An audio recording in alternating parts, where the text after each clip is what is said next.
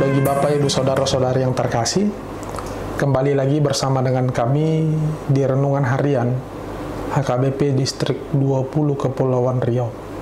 Seperti biasa Bapak, Ibu, Saudara-saudari, sebelum kita memulai aktivitas kita, kami mengajak kita semua untuk meluangkan waktu di dalam mendengarkan firman Tuhan, agar firman Tuhanlah yang menjadi pedoman bagi kita di dalam melakukan setiap aktivitas kita, pekerjaan kita pada hari ini.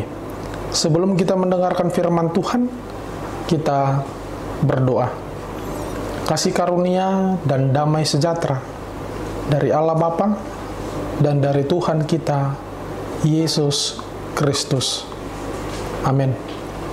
Bapak, Ibu, Saudara-saudara yang terkasih, firman Tuhan yang menyapa kita pada hari ini Jumat 20 September 2024 diambil dari Injil Lukas pasalnya yang ke-6 ayatnya yang ke-12. Injil Lukas pasal 6 ayatnya yang ke-12. Saya akan membacakan bagi kita semuanya, kita mengikutinya di dalam hati kita masing-masing. Pada waktu itu pergilah Yesus ke bukit untuk berdoa, dan semalam-malaman ia berdoa kepada Allah. Pada waktu itu pergilah Yesus ke bukit untuk berdoa, dan semalam-malaman ia berdoa kepada Allah. Demikian firman Tuhan. Doa, apa itu? Itu hal yang pertama yang harus kita pahami dulu. Apa itu doa? Di zaman milenial pada saat ini, Bapak, Ibu, Saudara-saudara yang terkasih, mungkin sudah menjadi hal yang sangat jarang dilakukan oleh banyak anak muda. Dan mungkin hal berdoa ini ketika kita melakukan riset, contohnya, bukan hanya anak muda saja yang bisa kita jumpai yang mungkin tidak lagi mementingkan yang namanya hal berdoa. Sampai pada kalangan orang tua pun mungkin tidak lagi mementingkan hal berdoa di dalam kehidupannya. Sekarang yang menjadi pertanyaannya, kenapa hal berdoa pada saat ini tidak lagi menjadi sebuah hal yang penting di dalam kehidupan manusia pada saat ini? Banyak alasan yang bisa kita jumpai pada orang-orang yang tidak lagi melakukan doa, yang tidak lagi melakukan aktivitas hubungan dengan Allah. Kita bisa berjumpa dengan orang-orang yang mengatakan bahwa saya tidak punya waktu, tidak punya kesempatan untuk berdoa. Contohnya ketika dia makan, dia lupa untuk berdoa. Karena apa? Karena dia mungkin merasa kelaparan, sehingga waktu berdoa pun dia tidak memiliki. Ada juga orang yang memiliki alasan kenapa dia tidak berdoa, yaitu karena dia tidak tahu. Aku tidak tahu bagaimana cara berdoa. Dia mengatakan bahwasanya dia tidak tahu apa-apa saja hal yang harus dibawa di dalam doa. Ada juga orang yang mengatakan bahwasanya doa ini adalah ketika dia mengalami sebuah masalah, disitulah dia berdoa kepada Tuhan.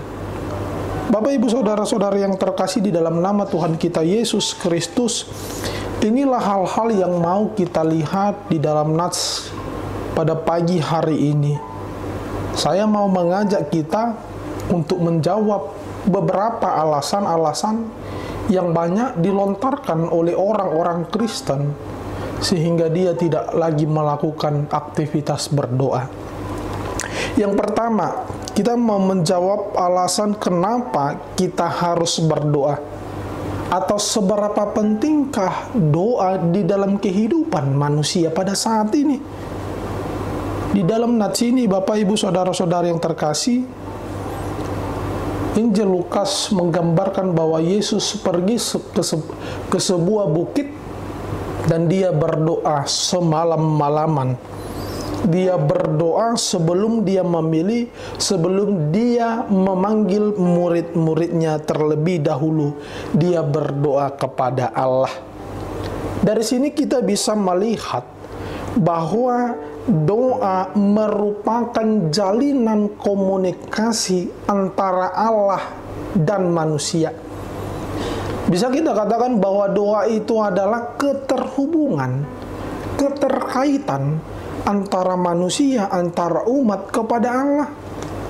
Sama halnya ketika kita bermain media sosial, masuk ke dalam jaringan media sosial, kita tidak akan bisa masuk ke Facebook, Instagram, WhatsApp, TikTok ketika kita tidak memiliki keterhubungan dengan jejaring media sosial tersebut. Oleh karena itu kita bisa masuk ke jaringan media sosial tersebut ketika kita memang sudah terhubung, terkoneksi. Ada hal yang paling penting sehingga kita bisa masuk ke dalam media sosial tersebut, yaitu jaringan internet. Demikian dengan kehidupan kita, Bapak, Ibu, Saudara-saudari yang terkasih, kita tidak tahu apa yang akan terjadi di dalam kehidupan kita. Kita tidak tahu apa yang kita hadapi ke depannya. Kita tidak tahu apa yang kita lakukan ini baik atau buruk. Tetapi ada sosok yang mengetahui apa yang terjadi sebelum kita mengalami hal-hal tersebut. Ada sosok yang mengetahui apa yang akan terjadi di dalam perjalanan kehidupan kita. Ada yang mengetahui apa yang baik kita lakukan dan apa yang harus kita hindarkan, yaitu Allah itu sendiri. Oleh karena itu kita bisa simpulkan bahwa doa ini adalah sebuah komunikasi kita kepada Allah yang Maha Tahu. Kita bisa simpulkan bahwa doa ini adalah hubungan keterikatan antara kita dan Dia yang Maha Tahu. Oleh karena itu doa itu begitu penting. Doa bukan hanya sekedar ketika kita meminta. Doa bukan hanya sekedar ketika kita menghadapi masalah. Ada ungkapan yang mengatakan, if you only pray when you are in trouble, then you are in trouble. Doa itu bukan ketika kau menghadapi masalah baru kau menjalani komunikasi kepada Tuhan, no. Tetapi itu adalah hubungan yang erat antara bapak dan anak. Tidak pernah ada seorang anak yang tidak memiliki hubungan komunikasi kepada seorang ayah atau kepada seorang ibu. Coba kita lihat dulu di dalam doa yang diajarkan oleh Yesus Kristus kepada murid-muridnya. Doa Bapa kami. Kita harus bertanya, kenapa harus kita mengatakan Bapa kami yang di sorga? Ini yang mengungkapkan bahwa kita itu harus terikat dengan Bapa, dengan Dia yang mempunyai kehidupan kita. Itulah pentingnya berdoa di dalam kehidupan setiap orang percaya.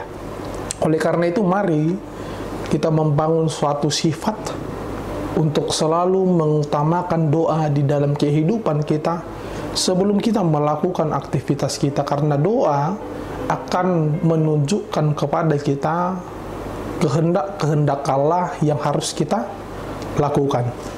Nah, yang berikut Bapak Ibu Saudara-saudara yang terkasih, ada alasan yang mengatakan saya tidak tahu berdoa. Saya tidak tahu bagaimana caranya berdoa. Ini alasan yang klasik dari tahun ke tahun. Banyak orang ketika dia disuruh buatlah doa kita waktu kita makan contohnya, atau waktu kita memulai sebuah ibadah contohnya, dengan alasan saya tidak tahu bagaimana caranya berdoa. Dakku boto martangiang.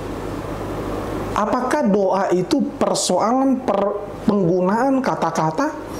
Apakah doa itu persoalan penyusunan kalimat-kalimat? No. Yesus mengatakan ketika engkau berdoa, hendaklah engkau masuk ke dalam kamarmu, tutuplah pintu, tutuplah jendela. Ini bukan hanya berbicara tentang lokasi. Ketika kita masuk ke kamar kita, kita tutup pintu, kita tutup jendela, apa yang terjadi? Peristiwa yang begitu hening. Di dalam kamar kita merasa aman, di dalam kamar kita merasa nyaman, di dalam kamar kita merasa waktu kita itu untuk beristirahat penuh tanpa gangguan siapapun. Apakah itu hanya berbicara tentang lokasi? No. Tetapi Yesus mau mengajarkan kita ketika kita berdoa, hal yang paling utama yaitu siapkan dirimu, siapkan hatimu, heningkan hatimu, fokuskan pikiranmu untuk berkomunikasi kepada Dia. Itu hal yang paling penting. Bukan persoalan kata-kata yang kau gunakan, no. Tetapi bagaimana hatimu, bagaimana pikiranmu dapat fokus berkata-kata, berbicara dengan Bapa di surga. Itu yang paling penting. Jadi tidak ada lagi alasan aku tidak tahu berdoa, tidak. Tetapi siapkan hatimu, siapkan pikiranmu. Contohnya di rumah makan karena ribut, usahakan bagaimana hatimu terfokus berbicara kepada Tuhan. Persoalan yang selanjutnya yang harus kita jawab yaitu, aku tidak tahu apa yang harus kubawa di dalam doa. Bapak Ibu Saudara-saudara yang terkasih, sering sekali kita di dalam doa kita itu seperti memaksakan kehendak. Sering sekali kita memaksakan Tuhan itu untuk mendengarkan doa kita, untuk mengabulkan doa kita. Dan ketika doa-doa yang kita haturkan, kita sampaikan kepada Tuhan tidak dikabulkan, maka kita akan bertanya, di mana kau Tuhan? Apa gunanya aku berdoa? Seakan-akan tidak ada gunanya aku berdoa kepadamu ketika doa itu tidak kau kabulkan. Yang mau saya katakan, Bapak Ibu Saudara-saudara yang terkasih, di dalam doa itu bukan hanya permintaan kita yang harus kita sampaikan. Tetapi yang pertama sekali kita harus mampu mengucap syukur atas apa yang terjadi di dalam kehidupan kita. Doa Bapa kami terdapat beberapa permintaan. Kalau saya tidak salah ada 7 permintaan. Tetapi permintaan kita di dalam doa Bapa kami itu dimulai daripada pengakuan kita. Bapa kami yang ada di sorga. Setelah kita sampaikan pengakuan kita kepada Tuhan, maka kita menyampaikan setiap permintaan kita. Artinya saya mau mengatakan kepada kita tidak ada lagi sebetulnya orang yang tidak tahu apa yang ingin disampaikan. Doa Bapa kami mengajarkan kita bagaimana sebetulnya struktur doa yang benar. Itu yang pertama sekali kita harus menyampaikan pengakuan kita terhadap Allah, mengucap syukur terhadap apa yang sudah kita rasakan, baik itu hal yang buruk atau baik itu hal yang membuat kita bahagia. Selanjutnya Bapak Ibu Saudara-saudara yang terkasih, banyak orang yang pertama dia tak mau berdoa, tidak mau berdoa itu karena dia merasa malu. Dia merasa malu mungkin karena doanya salah, takut dihujat, takut dihina.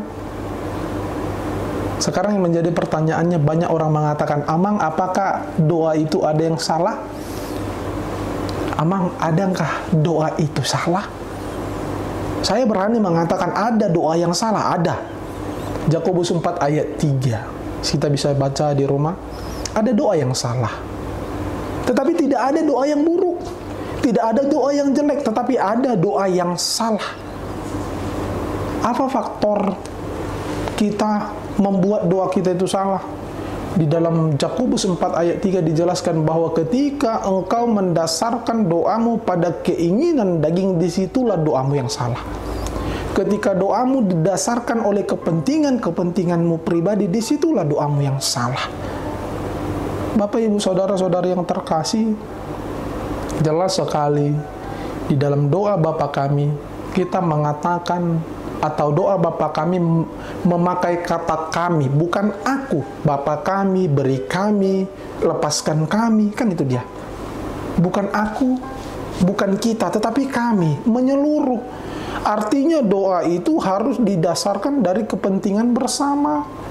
Artinya doa itu jangan semata-mata kau dasarkan dengan rasa keegoisanmu. Tidak ada persoalan salah benar sebetulnya ketika kita menggunakan kalimat di dalam berdoa. Tetapi yang membuat doa kita itu salah adalah apa dasar daripada penyampaian doa tersebut. Mari kita belajar dari doa Bapa kami, bahwa ketika kita mendengar bahwa berilah kami makanan kami yang secukupnya, bukan berlebihan, yang secukupnya. Lepaskanlah kami daripada yang jahat.